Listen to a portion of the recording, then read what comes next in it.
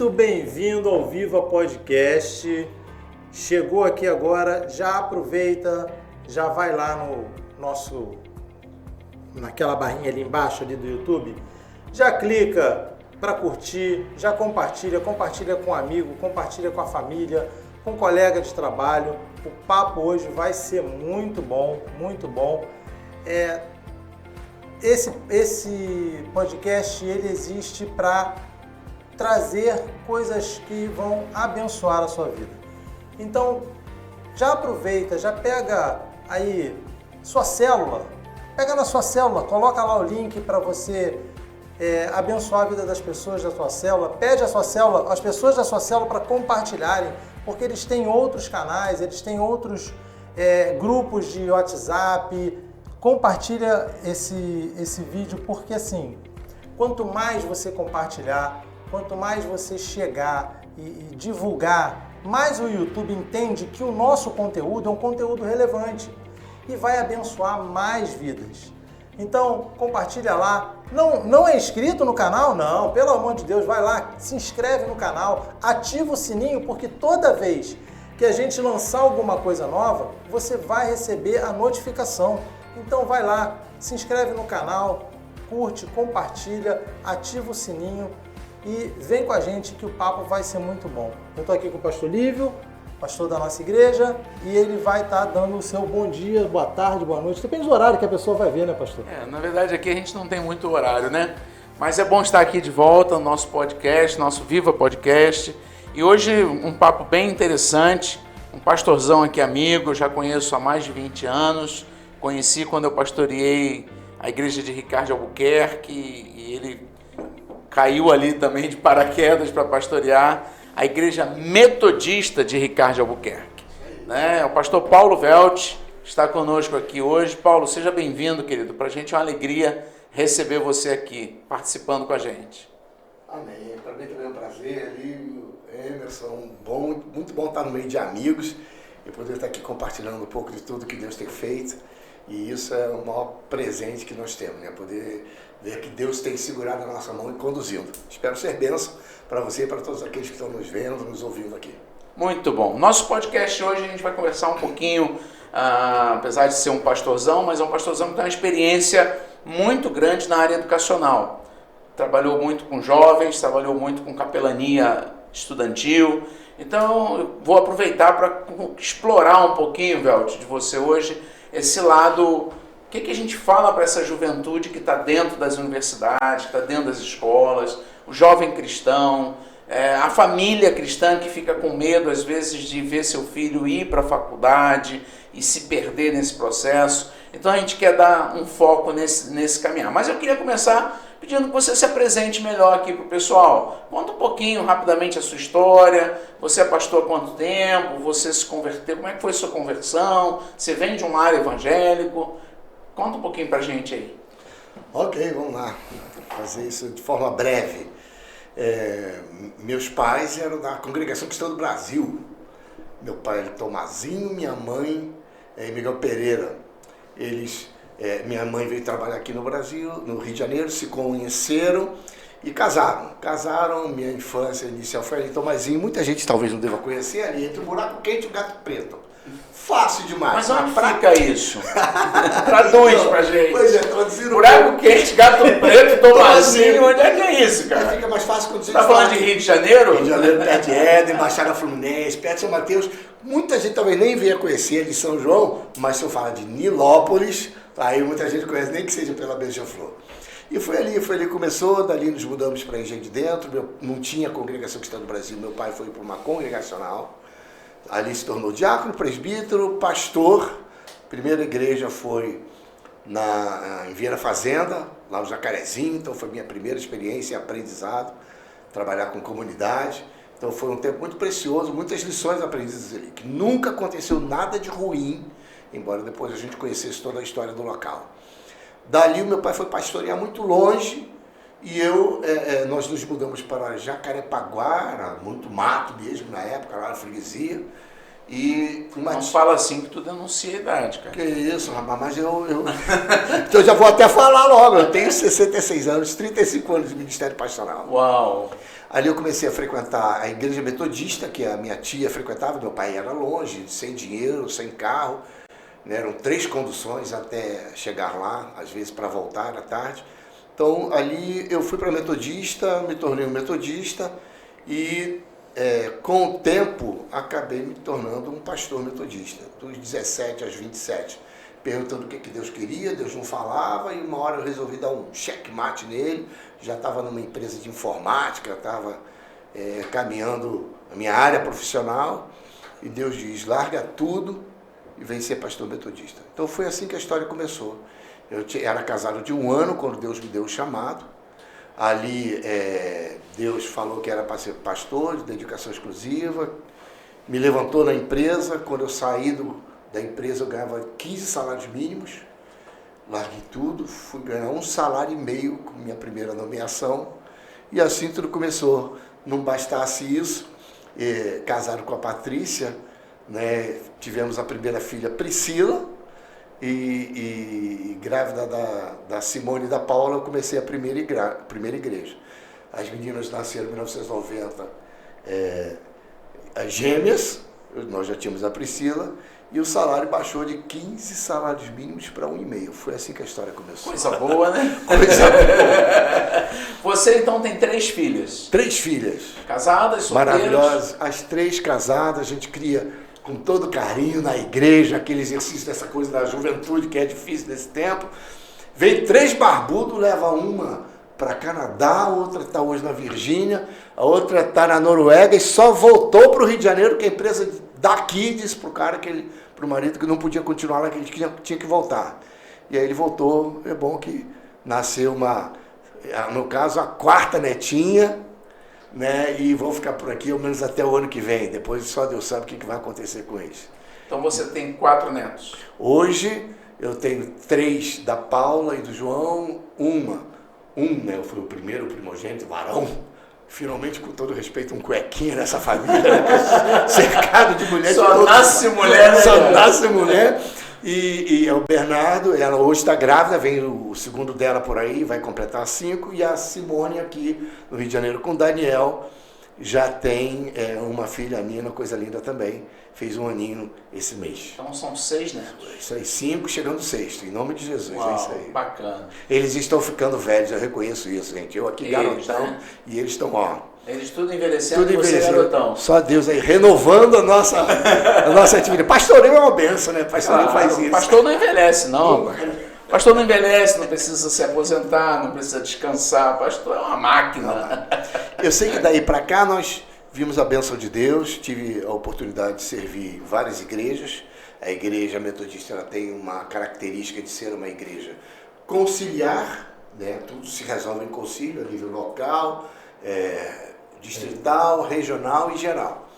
E tem um bispo, é uma igreja conciliar episcopal. Os bispos são eleitos lá de 5 em 5 anos e cumprem o seu mandato, depois eles podem ser renovados ou podem voltar a ser pastor de uma igreja local. Então, com isso, o bispo que vem tem o poder de uma caneta na mão. O meu ministério foi muito caracterizado por cura de igrejas. Então, nesses 35 anos de ministério pastoral, né, o ano passado eu entreguei as credenciais e solicitei uma aposentadoria antecipada. Eu pastorei 9 igrejas em 35 anos, sempre nessa característica, pegar a igreja com dificuldades e poder botar a igreja andando nos trilhos. Eu lembro que quando a gente se conheceu lá em Ricardo Albuquerque, você falou um pouco disso, né? Que o bispo estava te pedindo sempre muito essa ajuda, de uma igreja que estava com um pouco mais de dificuldade, o bispo te mandava para lá, para você dar uma arrumada na gestão da igreja, na vida da igreja. E foi bom isso? Você teve bons frutos? O lado bom é isso, que Deus foi misericordioso, bondoso comigo muito. Então essa música aí, Bondade de Deus, ela é uma música na minha vida. Deus cuidou. Agora é sempre muito difícil porque você se muda de um lugar para o outro, ou você fica numa igreja geralmente não perto de casa, 3 filhas crescendo, adolescência, quando você sai elas perdem aquele bando, aquela amizade que elas tinham.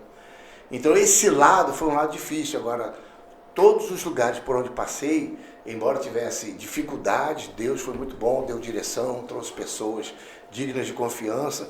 Ricardo Albuquerque mesmo, que você mencionou, foi uma igreja que nós pegamos, ela estava uma série de dificuldades. Tinha uns 30 membros, somando as crianças. Quando nós saímos lá 3 anos depois, a gente deixou uma igreja com 2 cultos de noite. Era um tempo muito bom de crescimento, fortalecimento, formação de liderança. Então esse é um lado muito bom. Hoje, 35 anos depois, além de ser aposentado, né, como pastor, a igreja reconheceu, me colocou como pastor emérito. Então eu continuo com toda a liberdade de fazer casamentos, batismo. Então essa veia aí da instituição continua. Bacana. Embora a nossa bandeira é Cristo, né? Foi um trabalho muito missionário nessa caminhada, era uma ênfase, adoração, família, juventude. Então, você mencionou aí a pastoral escolar universitária, uma área que realmente exige um tratamento delicado, mais específico. Então, como é que você entrou? Vamos passar então aí, falar um pouquinho dessa parte. Como é que você entrou para esse mundo educacional aí, escolar, universidade? Como é que é isso? Foi um pedido do bispo? Foi você que teve esse interesse, que procurou? Nomeações foi uma coisa que eu nunca pedi. Quando eu me formei, a Igreja Metodista estava passando por um processo de transição dos seus programas educacionais.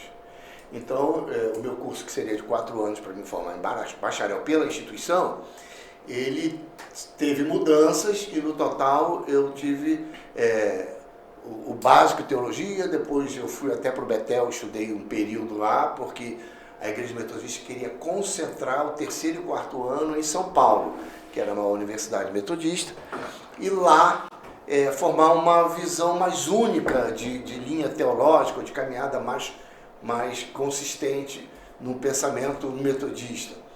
Só que na época foi quando nasceram os filhos, eu acabei não indo, e eu fiquei no Rio de Janeiro, fui para o Betel e recebi uma nomeação. Minha primeira nomeação foi evangelista consagrado para exercer atos pastorais.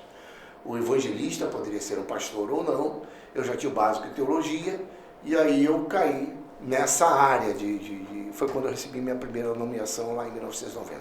A educação, ela entrou porque nesse período da transição eu fiz esse básico de teologia, fui para o Betel, fiz 1 ano e meio de matérias lá, foi um período muito rico. Depois eu voltei, porque voltou a ter na região o curso de licenciatura em educação cristã. Essa foi a ponte para eu fazer educação, depois trabalhar com educação. E depois veio o curso de bacharel em teologia registrado pelo MEC. Aí eu completei o curso, no total eu tive 3 formaturas.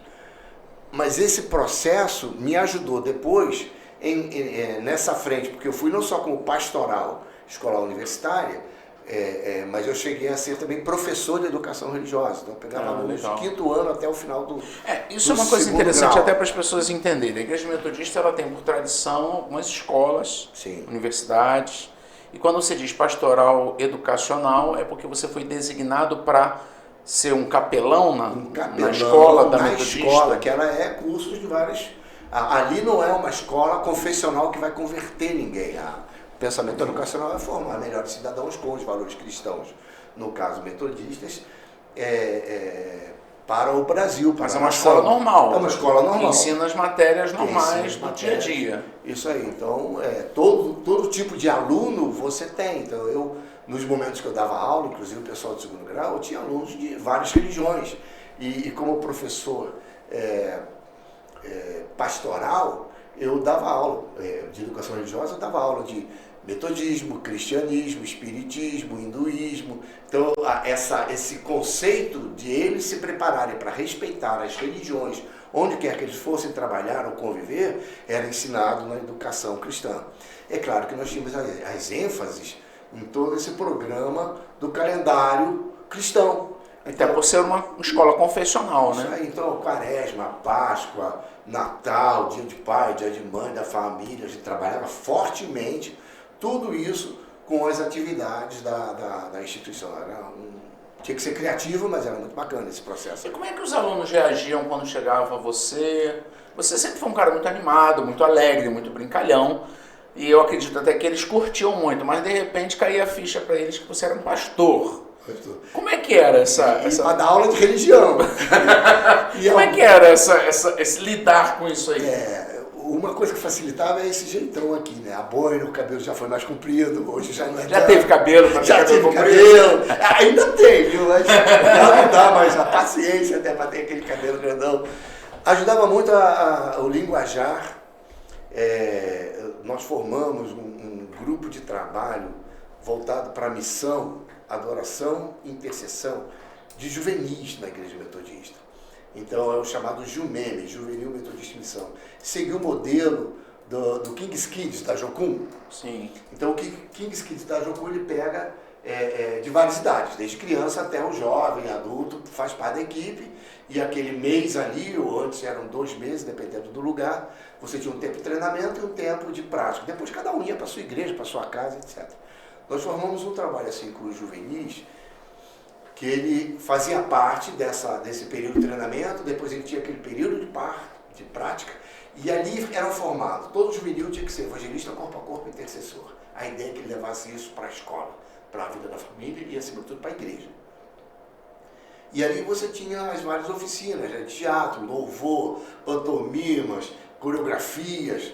Então esse grupo, depois eles ministravam para os outros juvenis em toda vigília de juvenis, congresso de juvenis, capacitação de liderança. Quando você fala juvenis, você está falando de que 12 idade? a 18. 12 a 18 12 a anos. 18 em completo. Adolescente. Adolescente, né? Esse é um linguajar comum também entre nós.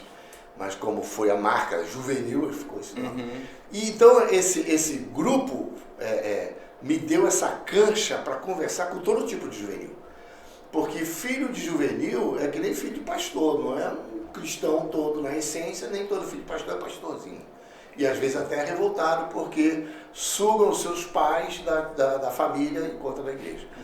A educação, o curso de licenciatura me ajudou a ser professor, e o Ministério Pastoral, que trabalhava com juventude já antes e com louvor, fazia com que o diálogo ali era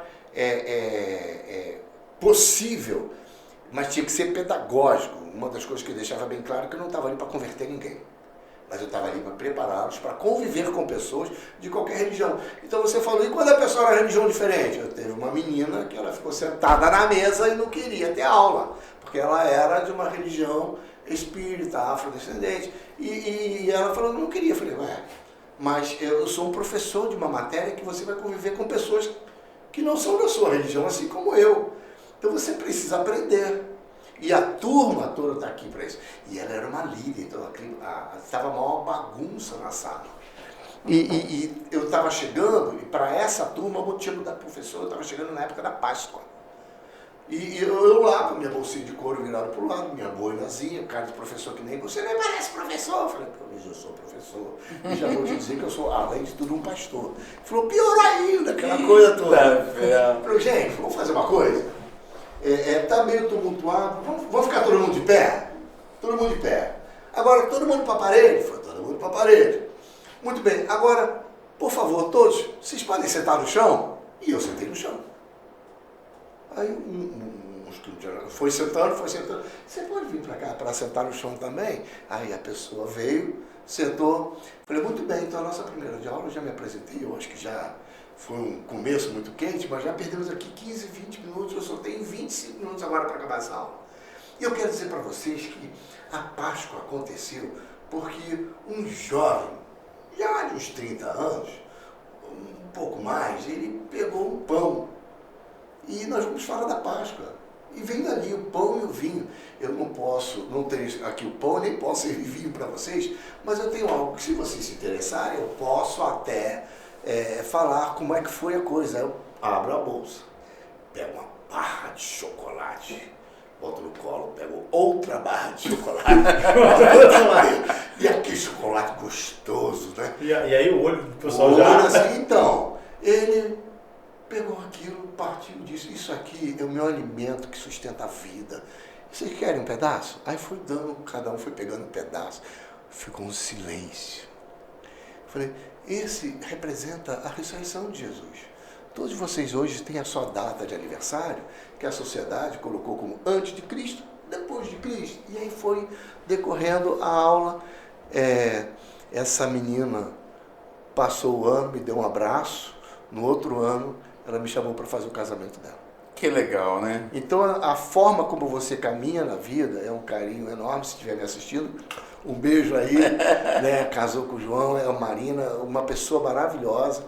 E nós fomos nos aprendendo para a vida hoje. Eles são Eu acho que esse ponto é importante que você está falando aí, que é o ponto do respeito, né? Do Da respeito. maturidade, da compreensão. E com certeza a mensagem eles viam no comportamento.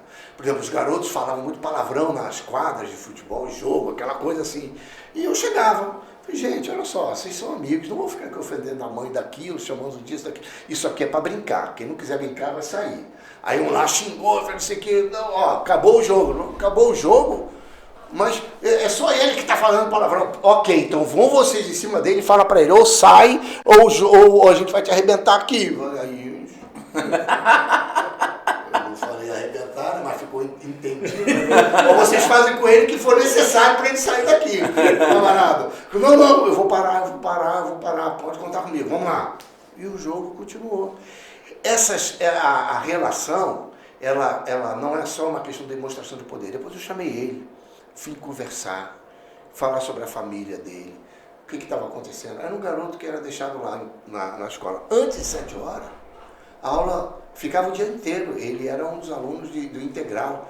E ele, a aula acabava às 5 horas, a mãe, o pai ou alguém vinha pegar, já era 6h30, 7 horas. Nossa. Tarde. Esse era um problema sério, era uma instituição educacional e no Flamengo. Então as pessoas que colocaram, não era barato, as pessoas que colocaram eram pessoas que tinham dinheiro, mas não tinham paternidade e maternidade. É aí que entrava o trabalho pastoral também. Porque o trabalho pastoral é cuidar e apresentar opções de família. Falar que ainda que teu pai e tua mãe te abandonem, tem alguém que nunca te abandonará. E alguém que te acompreende desde que você nasceu. E isso foi gerando alianças. Então foram gerando muitos amigos, os cristãos aí começaram a se manifestar e aparecer, e aí já formou um grupinho discipulado, um grupinho do violão. Então quando tinha peça, eles vinham junto, participavam, quando tinha evento no auditório Tucker ou em outros lugares, eles queriam fazer parte das peças de Natal, peças de Páscoa, esquetes, né, para mãe, papai, e muita coisa bacana que aconteceu ali na pastoral. Legal. Uma outra veia, que eu acho que foi muito importante, vale mencionar aqui, é que a pastoral ela trabalha com a instituição preparando para a vida. Nós também fazíamos um trabalho junto com a Juventude Conflito com a Lei, uma pastoral que cuidava da juventude e conflito com a lei. Como tem vários grupos hoje que trabalham com drogados, etc. Tem uma galera, inclusive, tem nomeados como pastor, então iam para o Degase, lá em Nilópolis, com os meninos. Nós treinávamos professores lá para coisas de comportamento, aí pegava o pessoal da pedagogia da instituição. Lá nós tínhamos a questão de material ruim, então nós trocamos as carteiras lá do Degase. Fizemos uma parceria com o pessoal do teatro do Degase, tinha um professor que era muito bacana, e conversamos com eles. E surgiu uma parceria onde nós levamos 3 vezes os meninos do teatro do Degase para apresentarem uma peça lá no Benes, para os nossos adolescentes, alunos lá da instituição.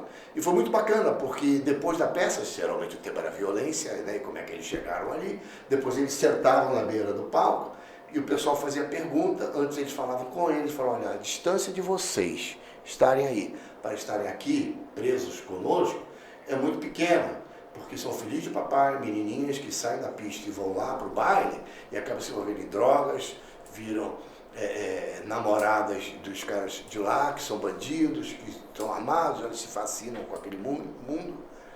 E às vezes uma besteira te traz para cá. Vocês sabem que nem todo pai cuida da gente, senão vocês não correriam esse risco.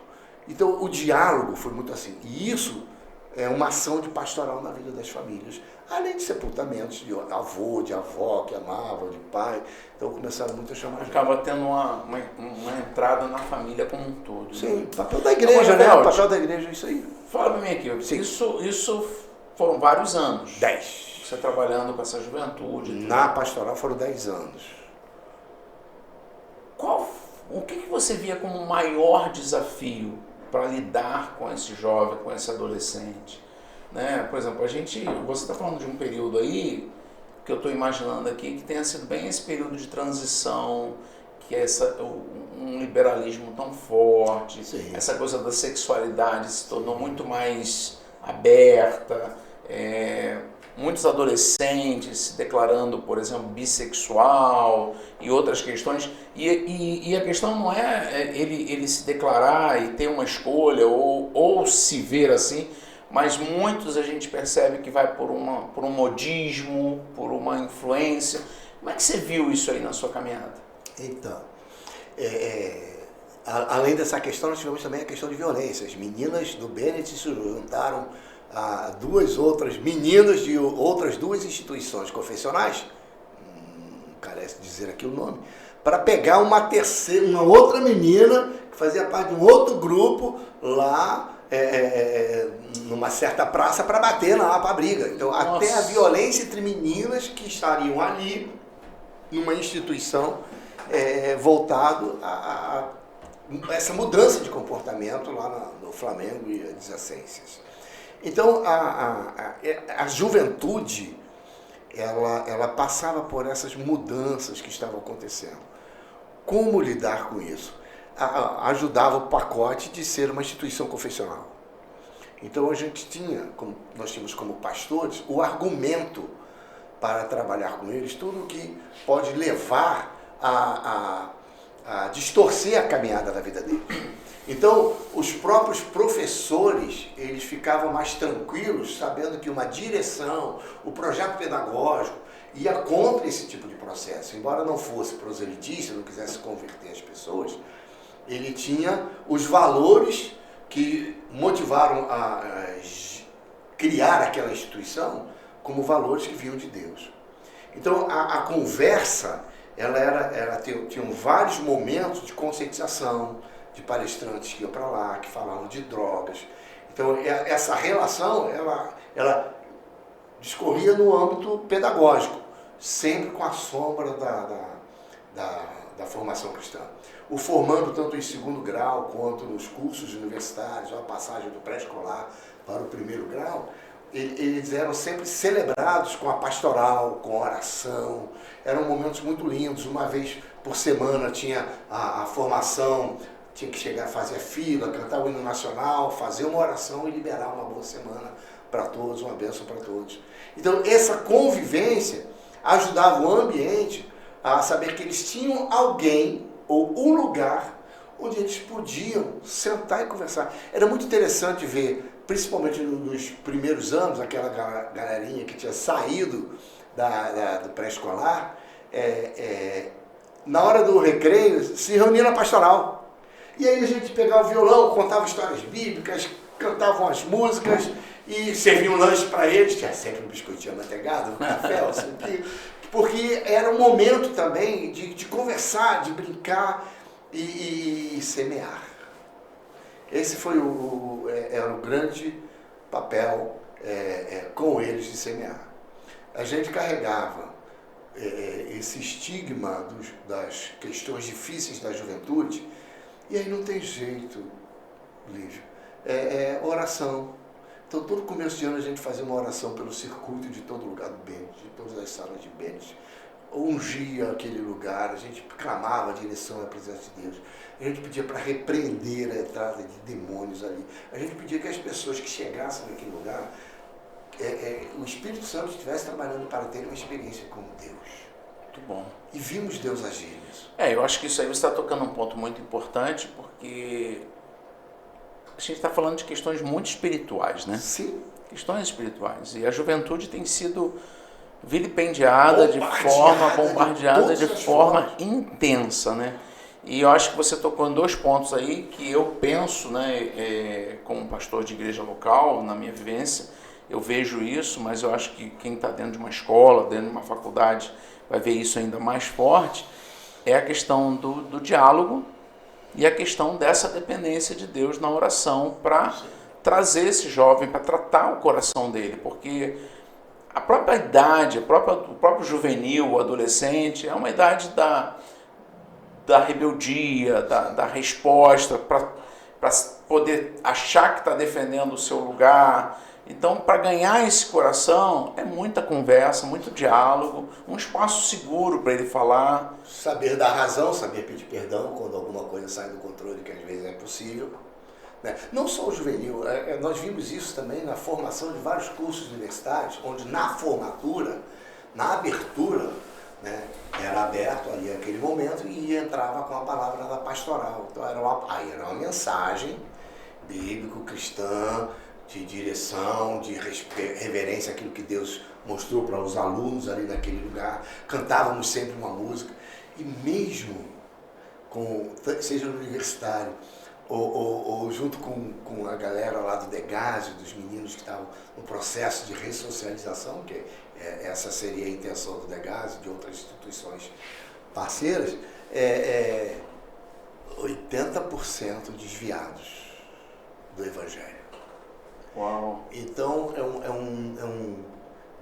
quando a gente começa a cantar... É um número forte. É um número forte. Quando a gente começa a cantar certas músicas, como Zaqueu, entra na minha casa, entra na minha vida, você vê aqueles meninos, ou até o pessoal da congregação, da formatura, vamos chamar assim, ou até dos juvenis, muitos cantando essa e outras músicas, né, que a gente separava, músicas conhecidas que tivessem uma mensagem dentro do contexto. Esse era um papel da pastoral que funcionava da criança até a formação do adulto. Havia alguns problemas complicados, por exemplo, eu fui chamado para alguns debates pela turma de direito sobre o aborto. Favor ou contra? E eles pegaram uma turma e botaram para fazer os argumentos sociológicos, da lei, a favor e os contra. Cara, e nessa sociedade hoje, os a favor é muito maior, os contra são alguns, geralmente filho de crente, que não tem argumento às vezes da matéria que deveria ter. O professor era cristão, por isso que ele me botava nessas e outras furadas. Né? E depois a igreja ia dar a palavra. Né? Eu lembro que foi muito engraçado que o rapaz que falou só a favor do aborto arrebentou. Inclusive, uma das pessoas que... Até você quis defender o aborto. O cara era muito bom. Inclusive, uma menina que tinha feito aborto, ele chamou para dar testemunho e para dizer como é que foi para ela. Ele falou, realmente, foi uma coisa necessária, foi um problema de estupros, foi um problema disso. E eu acabei fazendo o meu aborto. Talvez eu me arrependa de ter feito, porque depois me falaram que era uma criança perfeita, mas até hoje eu tenho dúvidas. E já o da defesa, né, contra o aborto ali, não foi tão bom assim. E no final me chamaram para ir lá para frente. Os professores, todos lá no fundo. Os professores tudo da assim.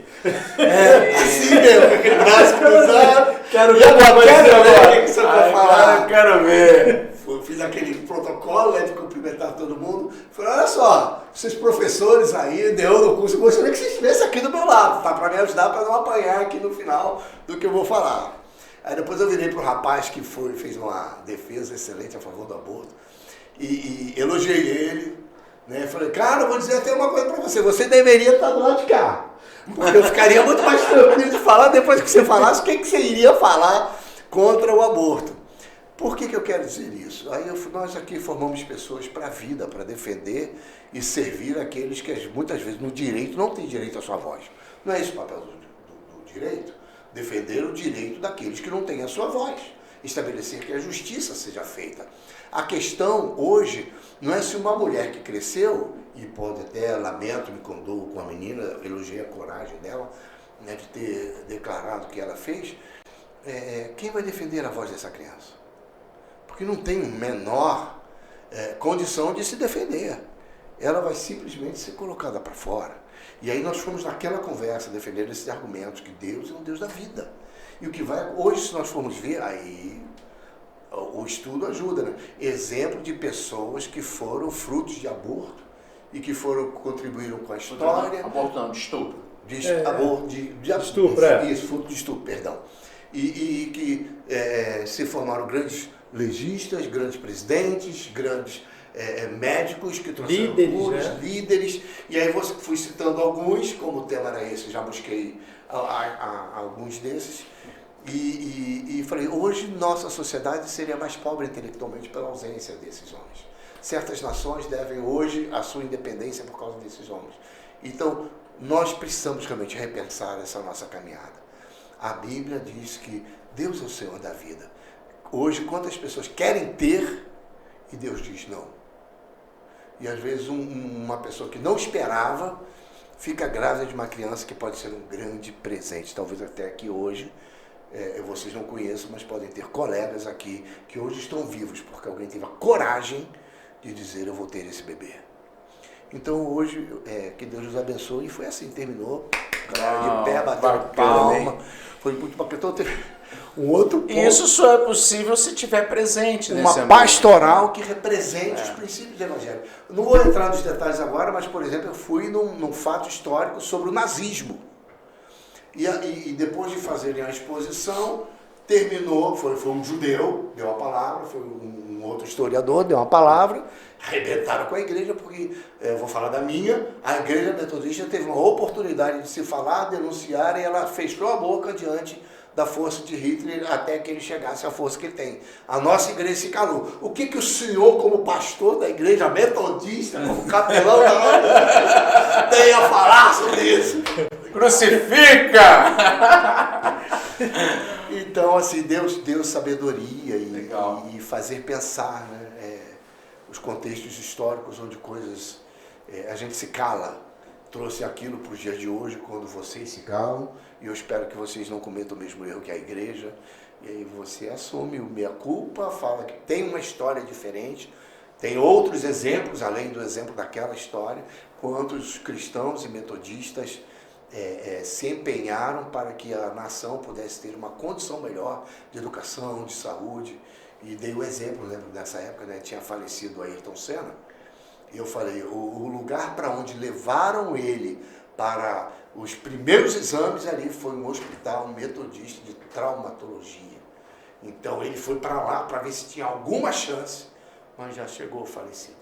Então esse é o papel da instituição, e eu espero que vocês se tornem esses profissionais, ainda que não metodistas, mas que levem essa bandeira no coração. Muito bom. A gente vai fazer uma pausa, né? O Emerson tem aí uns recadinhos para o pessoal. E quando a gente voltar, Velt, eu queria que a gente focasse em dois aspectos, já que a gente está falando tanto de jovem, de adolescente, desses dilemas, porque muito nesses debates eu fico imaginando, porque o jovem, o adolescente, ele é extremamente intenso, né? E estar nesse meio ali lidando com eles é um exercício fantástico. Mas aí eu queria que na volta a gente conversasse um pouquinho como é que a gente... Primeiro, alguém que queira trabalhar com essa juventude, o que você indicaria? Tem livros? Algum livro que você indica? Alguma ideia? Também, o que a gente tem para dizer para eles, para os jovens que estão nos ouvindo, né? Para os adolescentes cristãos que estão dentro das escolas, que estão dentro das faculdades, e hoje muitos estão sendo bombardeados, né? Porque... por exemplo, quando a gente olha a polarização no Brasil, nessa questão da política, criou-se um imaginário que todo crente é de direita, que todo... Enfim, fica essa polarização e há um embate muito grande em cima disso. A gente vai voltar falando um pouquinho disso. Mas agora, Emerson, contigo aí, querido. Uau, gente, o papo aqui tá muito bom, tá assim, enriquecedor. O pastor Paulo Velt está trazendo fatos e coisas pra gente aqui que está enchendo o coração, que está abençoando a minha vida, com certeza de quem está assistindo. Então você tem um adolescente, você tem um jovem que está na faculdade, está entrando na faculdade, jovem que vai entrar na faculdade agora, copia esse link, manda para ele dar uma olhada, para ele poder entender um pouco mais. A gente agora vai entrar num assunto mais nessa área assim. E você quer trabalhar com juventude?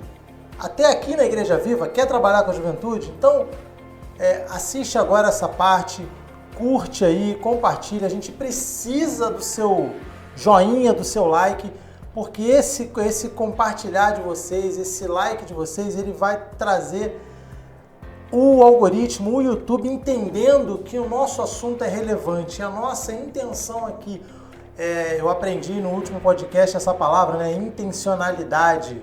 Ficou marcado para mim isso. A nossa intenção é abençoar vidas. A nossa intenção é trazer conteúdos que sejam relevantes para a sociedade, para a igreja, para a vida pessoal das pessoas. Então, curte aí, compartilha, passa para os seus grupos de família, de trabalho, porque eu tenho certeza que você vai abençoar muita gente. E não conhece ainda a Igreja Viva? Vem com a gente, vem aqui, a gente está aqui na rua Jabitacá, 145 em Vila Valqueire. Vem com a gente tem uma célula para você, a gente tem o Capacitar, que é o nosso curso de formação, a gente tem os cultos aos domingos, às 9, às 11h15, às 18h30. Nós temos os cultos ao vivo no YouTube e também durante a semana você pode ir lá. Poxa, eu queria rever a mensagem do pastor Lívio, eu queria rever a mensagem do pastor Wellington. Tá lá no YouTube, é só você procurar direitinho que você vai encontrar lá, entendeu? É a Igreja Viva perto de você, aonde você estiver. Então, vem com a gente, vamos curtir agora essa segunda parte. Muito bem, Velt. Fala um pouquinho assim, quem tem coração, gostaria de trabalhar com jovem, ou na igreja, ou numa escola, ou numa faculdade, o que se diria aí de sugestão, de conselho? Tem algum livro que você sugeriria para essa pessoa ler, conhecer? A gente vai, quando se fala sobre capacitação de pessoas para trabalhar nessa área, a primeira coisa que a pessoa precisa ter é voluntariado. Ela precisa se apaixonar por juventude. Tem que ser alguém que ame, porque eles vão questionar todo o seu conhecimento. Ele não quer saber se você é pastor, bispo, se você é doutor em matéria XYZ, porque até porque hoje ele abre rapidamente ali uma IA e ele vai te rebater se você falou besteira.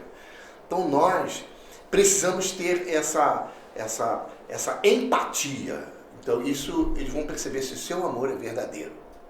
Né? A grande diferença de Jesus desde do tempo do seu ministério é que ele falava como quem tem autoridade. As pessoas viam verdade naquilo que ele falava. A pessoa precisa ter isso. A gente precisa, a partir daí, buscar realmente o conhecimento de pessoas que já passaram por esse caminho, seja dos livros seculares, seja dos livros cristãos. E aqui eu boto cristão porque envolve toda a linha da caminhada cristã que Jesus nos direciona. Esse conhecimento vai ajudar. Né? Nós nos conhecemos muitos quando eu vi você também participando do grupo Haggai, formando líderes, querendo que a igreja formasse um povo diferente. Eu estava lá aprendendo algumas coisas. Eu estive presente na Igreja Batista, a igreja da cidade, lá do Carlito Paz. Eu fiz um curso de 2 anos de psicoteologia cristã. A influência da religião na família e na formação da pessoa. Trabalhar com adolescente, toda essa intensidade, você tem que entender um pouco de família. Tem adultos que ainda estão infantis, eles não adultizaram. Tem juvenis que se tornaram responsáveis pela sua casa, às vezes até com um trabalho externo ou com uma autoridade que eles abraçaram ali. Então você precisa entender essas fases do ser humano para poder trabalhar. Mas eu tenho que ser o grande pedagogo para trabalhar com eles. Não, precisa amar.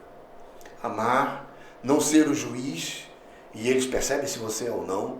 Não ser o cúmplice, que eles percebem também se você é ou não, e vão te manipular. Então, quando você chega com uma palavra que vai trazer uma direção, inclusive, para a caminhada da vida, fazer ele enxergar novos horizontes, não é chegar com boas ou com respostas prontas, mas fazer boas perguntas. Mas os livros ajudarão? Sim. Você entender temperamentos, a gente tem cristãos e não cristãos, um muito conhecido aqueles temperamentos controlados pelo Espírito Santo, colérico, sanguíneo, fleumático, melancólico. E você tem realmente outros aprendizados que vão te ajudar.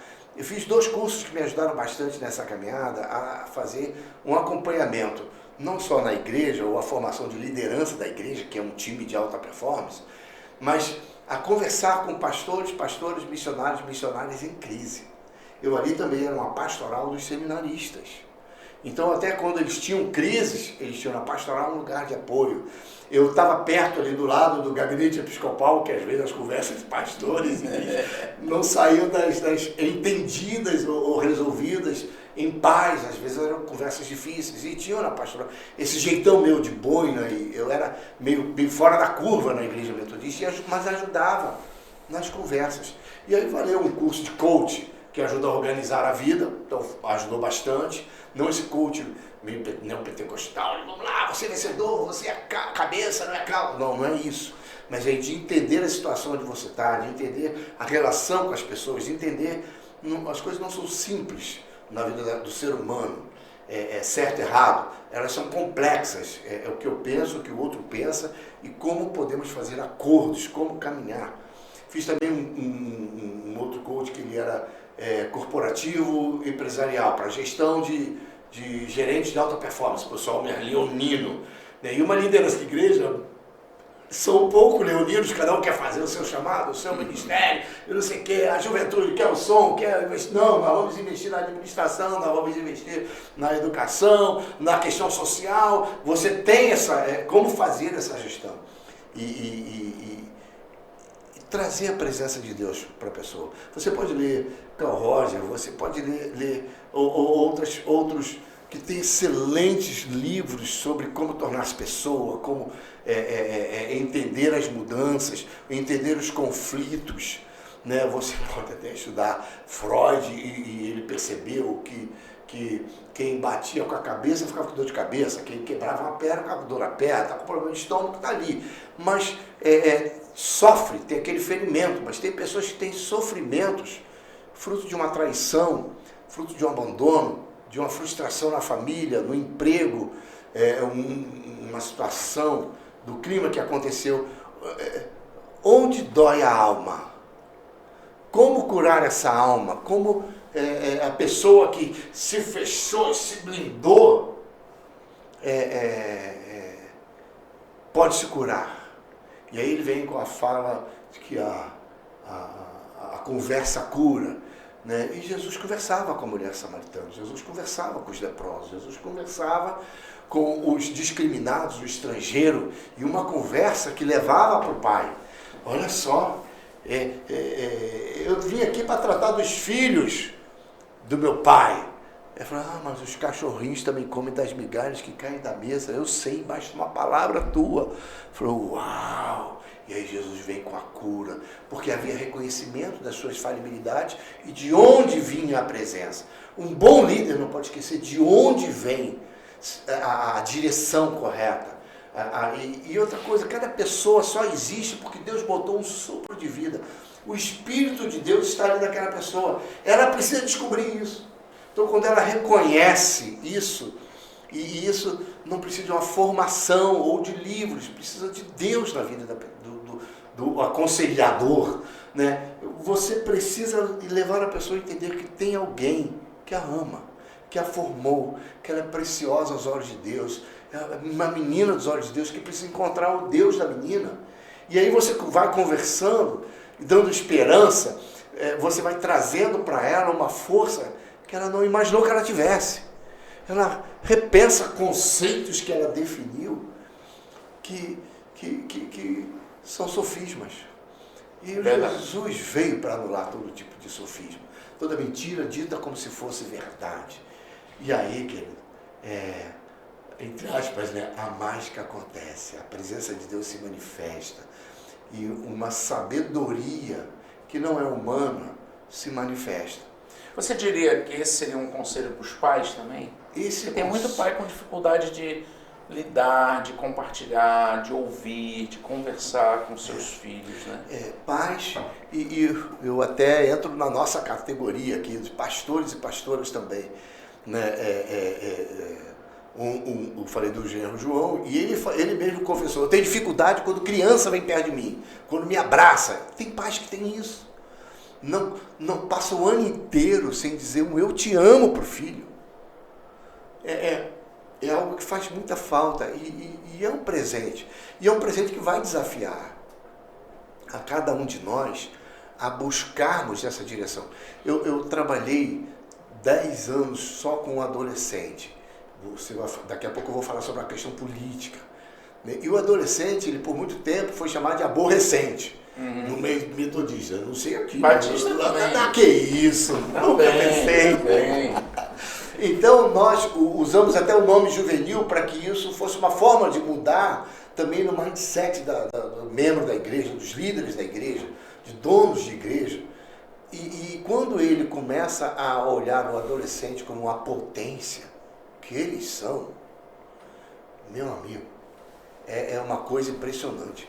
nós vimos esses adolescentes, agora com 21, 22 anos, se tornando missionários em Estônia, em Suíça, por lugares dos Estados Unidos, mas indo para a África, batizando muçulmano, coisa que não pode nem mostrar. E aí vem a infantilidade, posando com o rifle na mão, porque você tem um lugar do Sudão, e depois eu vou, cara, pelo amor de Deus, tira isso daí, tira essa foto, você vai ser morto, cara. Potência. Um adolescente, se você educa ele, orienta ele, se compromete com Deus a ser um levita da casa do Senhor. Levita não é só quem toca, é quem arruma a casa, quem limpa a casa, quem recebe na porta. É um levita do Senhor. E que aprende que um levita não pode ministrar antes dos 30, porque Jesus não veio mudar a lei. Ele veio cumprir. Então o levita ministrava dos 30 aos 50. A partir daí ele orientava. E a maioria dos nossos ministérios do louvor, muitas vezes são aí 17, 18, 16. Tem uma garotada aí que às vezes segura o som da gente, a mesa de som, e segura bonito. Falei, como é que te deu autoridade para você fazer isso, se Jesus não deu? Mas nunca ninguém me disse, ao menos, né? Mas aí eu entro, mas o que quer dizer isso não é o tempo da lei, é o tempo da graça? A graça de Deus, ela permite algumas coisas, ela é permissiva? Não, permissiva não é. Mas se você trouxer a maturidade do homem de Deus, que pode ministrar, que é comprometido, que é aliançado, que é consagrado, que busca na palavra suas ministrações, que aprende que subir no altar não é se apresentar, é ser um ministro. Você vai ministrar. Então, é coreografia, é teatro, é louvor, não faz apresentação, ele faz ministração. E nós estamos aqui nos apresentando para esse Natal, não tem esse negócio. É ministração. Eu orei. E depois que terminar, junta todo mundo, ore, bota toda a glória para Deus. Não receba tapinha nas costas dizendo, como tu é bom, tu toca muito aquela guitarra, aqueles solos. Não. Então, esse movimento de diálogo, de empatia, compromete essa juventude. Então, o líder precisa saber que ele está ali com uma missão. Ser um exemplo mais do que o que fala, porque o que faz, às vezes, é tão forte que não dá para ouvir o que você diz. É verdade. Mas se o que você faz consona com o que você diz, querido, tu não tem ideia onde aqueles ali vão parar. Com certeza. Então, Belt, deixa eu te interromper não falei da questão política, mas aí é contigo. Não. E nem sei como é que está o Deixa eu te interromper um pouquinho, nosso tempo está chegando aí ao final. Mas eu, antes de fechar, uma coisa que me preocupa muito quando a gente fala de trabalhar com jovem, com adolescente, que eu vejo, já tive até alguns embates como pastor, que às vezes líderes que estão trabalhando com jovem, com adolescente, na rede social ou na igreja, ele acha que ele precisa ser permissivo. Ele acha que ele tem que aceitar o jovem adolescente do jeito que ele está, ele não quer confrontar o pecado, e eu não estou falando com isso de não acolher, de não ouvir, de não conversar, eu estou falando de eu acolho, mas eu deixo claro que pecado é pecado. Eu acolho, mas eu deixo claro que, cara, se tu continuar com essa vida que você está fazendo, você vai pro buraco, né? Então, há uma diferença entre você acolher e cuidar, né, de você acolher permissivamente.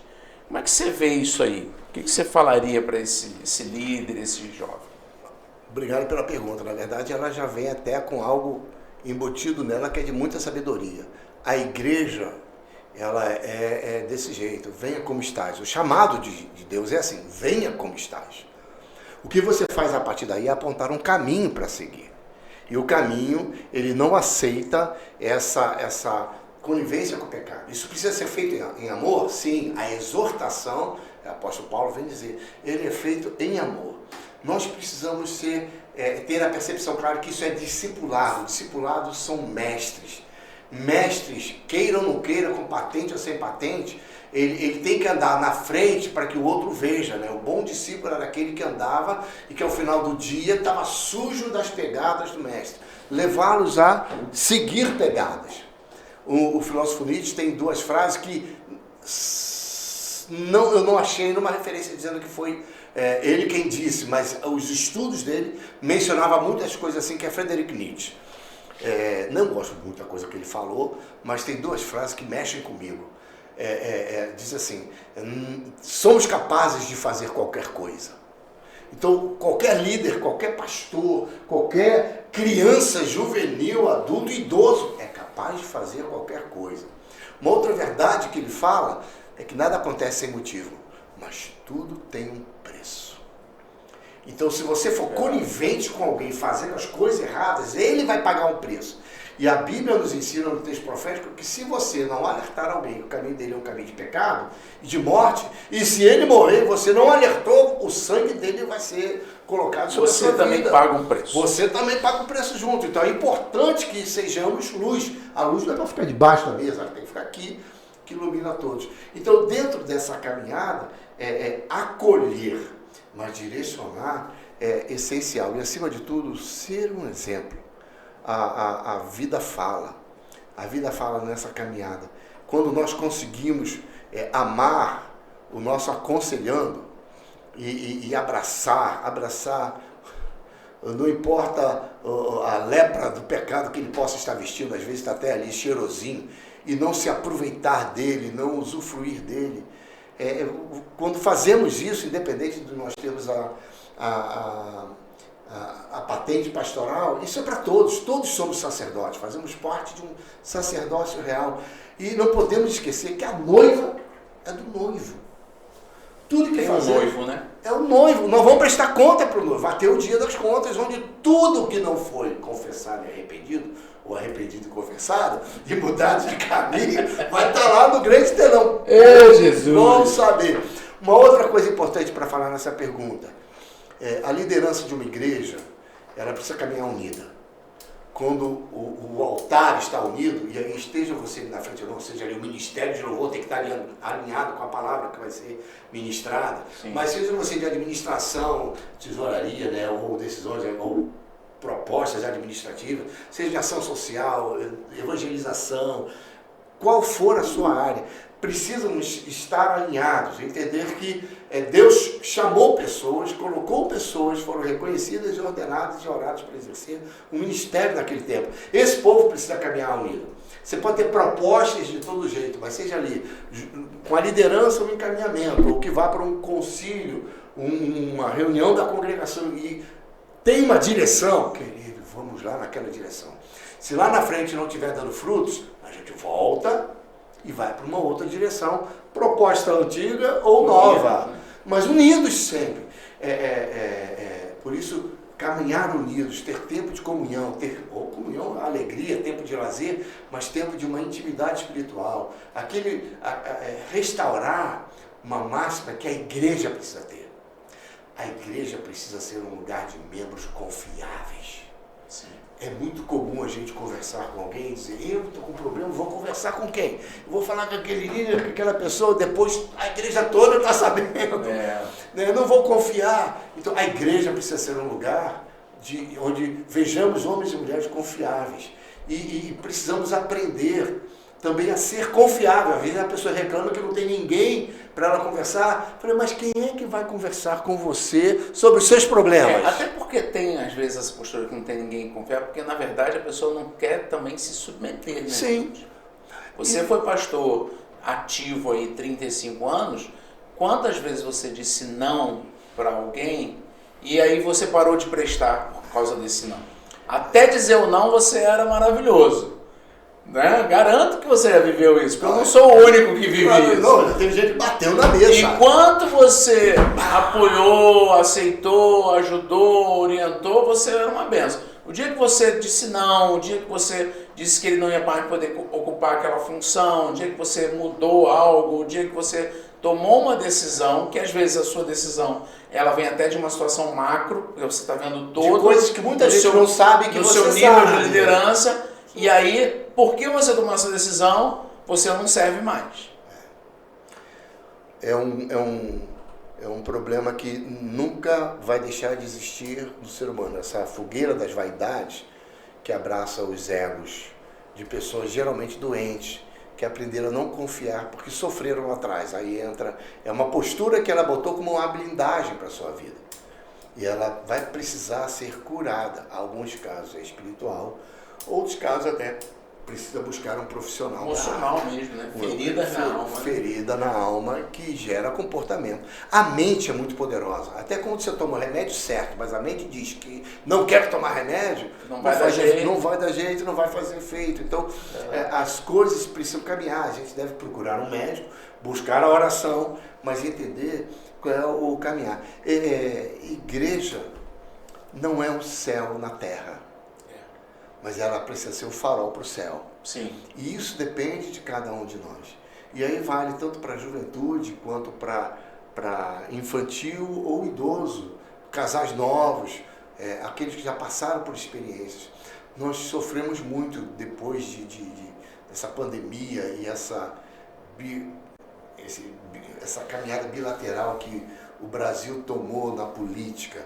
Né? Você chegou a falar sobre isso. É muito vergonhoso ver pessoas na igreja de direita ou de esquerda partindo para o relacionamento bélico. E sem nenhuma impiedade. É um grande problema quando nós encontramos pessoas impiedosas na vida. Né? O ímpio, ele não pratica oração, não lê a Bíblia, não tem comunhão. Então, quando uma igreja tem pessoas que não leem a Bíblia, não praticam a comunhão, não são oração, não, isso aqui não é meu ministério, fulano que é de oração. Isso é para todos. Quando a gente não tem pessoas piedosas, nós vamos ter uma igreja sofrendo. Você está tocando num ponto importantíssimo. Eu estava semana passada conversando com os pastores e eu tenho defendido muito que nós precisamos voltar à piedade. Sim. A igreja ela foi caminhando muito para o holofote, para o show, para o evento, para as atividades maravilhosas. O avanço da tecnologia traz isso, né? Porque você começa a ver o que a igreja nos Estados Unidos está fazendo, o que a igreja no grande centro faz. Aí você quer fazer igual, você quer ter iluminação, você quer ter LED, você quer ter painelzão, você quer ter jogos de luz. E ok, são ferramentas tecnológicas que não são ruins. Não somos contra isso. Não somos contra. Eu na minha igreja tenho painel de LED aqui no templo, tenho som, estamos aqui fazendo um podcast que é da atualidade, porque a gente quer comunicar, mas a gente tem que voltar para a piedade. Isso aí. A gente tem que voltar para a piedade. Eu gosto muito do Dr. William Douglas, Sim. que é juiz federal, né? Quando ele fala que a gente precisa voltar a aprender, sentar numa mesa. Como a gente está aqui, né? Aqui tem um vascaíno, um tricolor e um flamenguista. E a gente consegue ser amigo. Claro que o Flamengo sempre campeão, mas tudo bem. Vai até pagar a conta do almoço. Nesse momento a gente concorda. Então, assim, a gente precisa aprender, mesmo sendo diferente, sentar junto, conversar. Como Jesus fez, né? E desarmado, né, pastor? Desarmados. Amar, ouvir o outro, aconselhar, ser aconselhado, aprender mutuamente. Essa bipolaridade política, ela fez muito mal para a igreja. Muito mal para a igreja. Graças a Deus, hoje, alguns conseguiram se libertar. Isso. Ainda temos colegas, assim, até no nível pastoral, que ainda tem ilusões. Nós não somos nem de direita nem de esquerda, nós somos de cima, nós somos do céu. Né? Quem nos deu esse espírito foi Deus, essa coisa da vida. O corpo vai ser transformado, os sonhos, desejos e vontades que hoje estão submissos à carne vão mudar, vão ser transformados.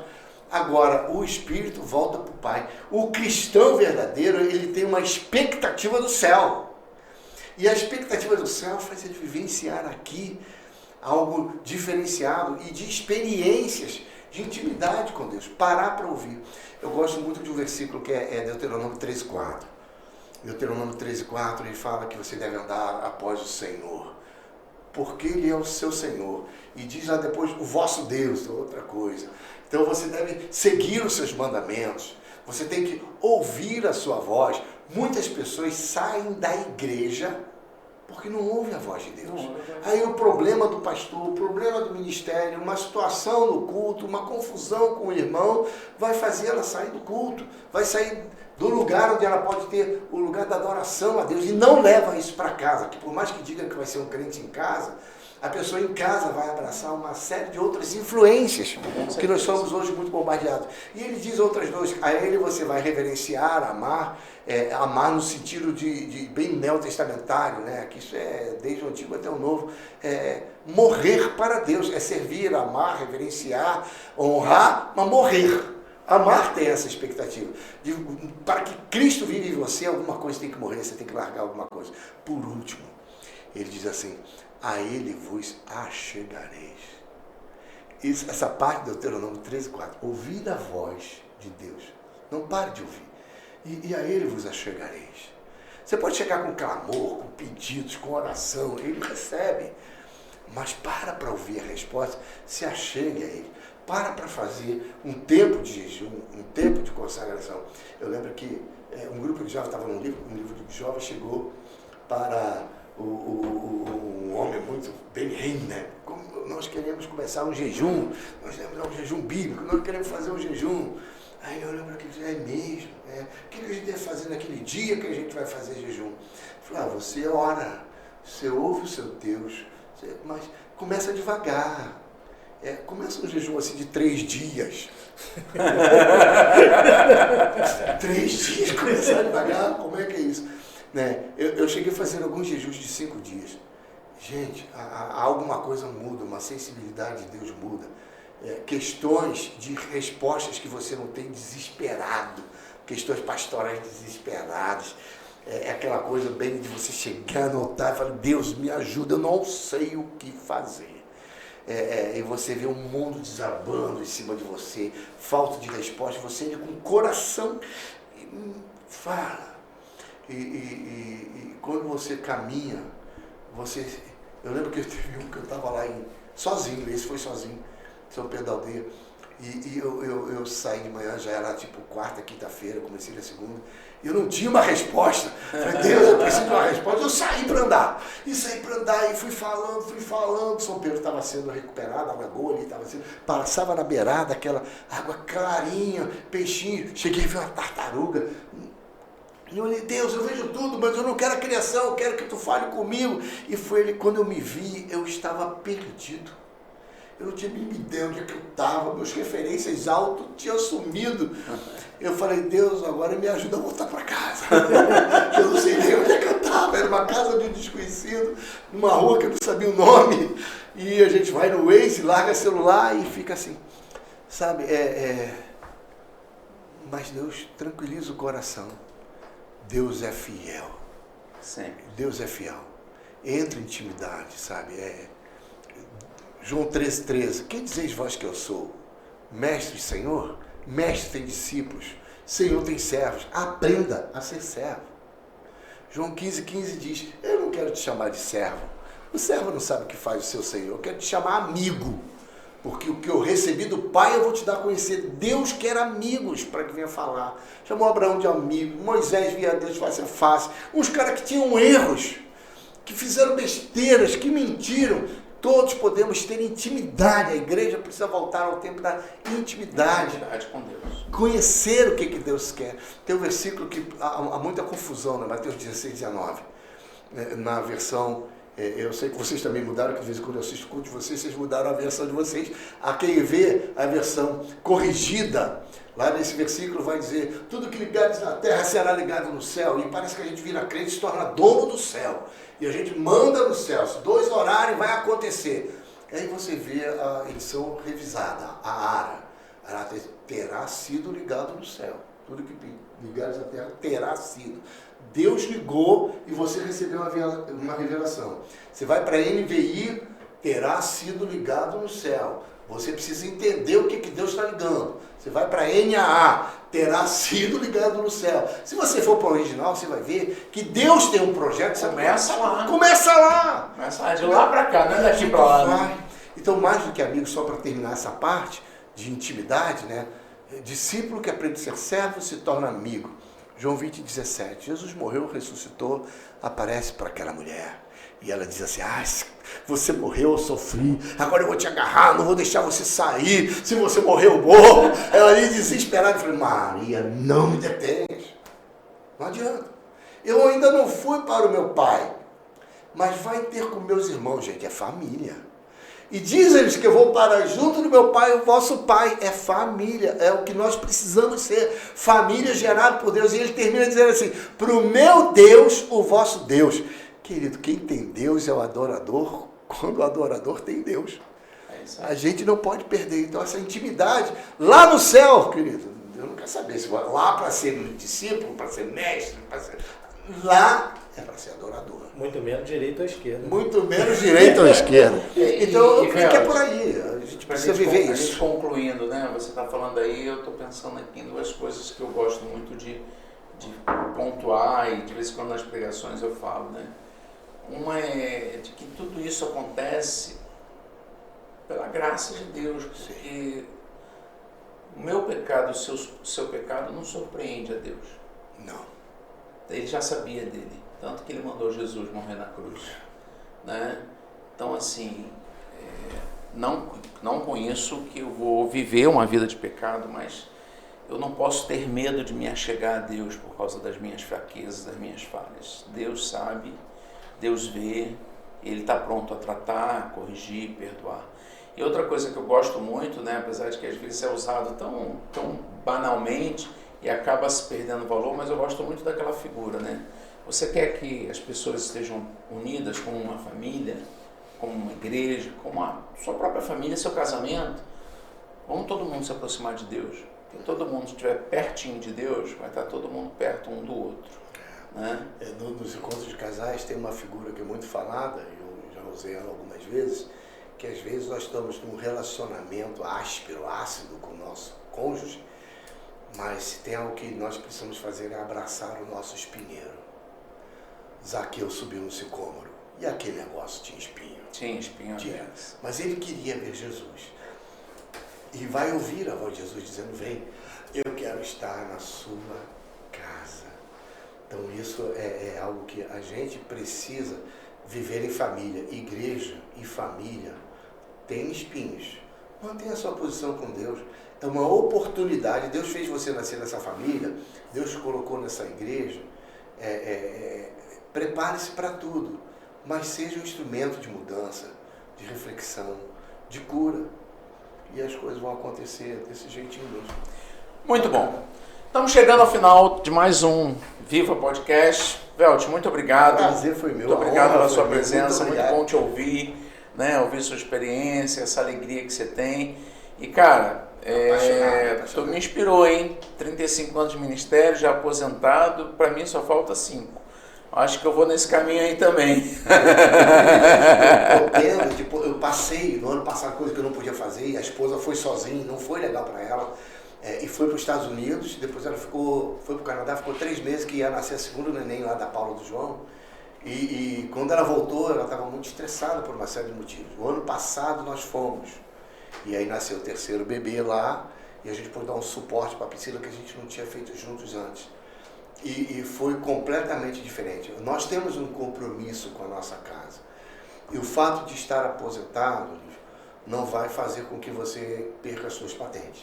Não. O chamado vai acontecer, o pastoreio vai... Hoje eu posso conversar e falar de Jesus e levar para minha casa, porque se a igreja era longe de onde eu morava, hoje eu posso trabalhar no prédio onde eu moro. As pessoas por onde eu moro. Eu frequento uma igreja perto de casa. E mesmo não sendo pastor... É difícil o pastor sentar num banquinho, se você vai mudar, se prepara, porque não é fácil, não. Você ouve cada coisa do público e fala, meu Deus, e você não tem nesse momento o poder de ter uma interferência mais austera, quando muito conversar com, se a pessoa estiver aberta para. Né? Mas a intimidade com o Senhor e estar numa congregação é dever de todo cristão. Todos nós. Todo cristão. E vem coisa boa por aí, porque a vida do Senhor está cada dia mais perto. Amém. Glória a Deus. Obrigado, Velt. Deus abençoe. Emerson, finaliza pra gente. E aí? Aproveitou bastante? Eu aqui aproveitei pra caramba, gente. Então, você ficou com a gente até agora, pega esse conteúdo e compartilha. Pega esse conteúdo e mostra para outras pessoas. É muito importante, a gente vai frisar sempre isso aqui, é muito importante você compartilhar esse link, você dar o seu like, você se inscrever no canal, você ativar o sininho é muito importante pra gente. Já é inscrito no canal? Muito bom! Agora, manda para alguém que não é inscrito no canal para chegar aqui e ter conteúdos de relevância, conteúdos que vão abençoar a vida de vocês. Não conhece a Igreja Viva? Estava zapeando no YouTube, encontrou o nosso podcast? Vem conhecer a Igreja Viva, Rua Jabitacá 145, Vila Valqueire. Culto às 9 da manhã, culto às 11h15 da manhã aos domingos e culto às 18h30 aos domingos. Chegou aqui, gostou, legal? Procura a nossa central de informações, vai ter uma célula para você, um grupo onde você vai ser abençoado, vai ser cuidado e você vai se sentir parte, sentir pertencente. A gente está finalizando agora, aguarde que vem muita coisa boa por aí e muito obrigado por você estar com a gente. Um abraço!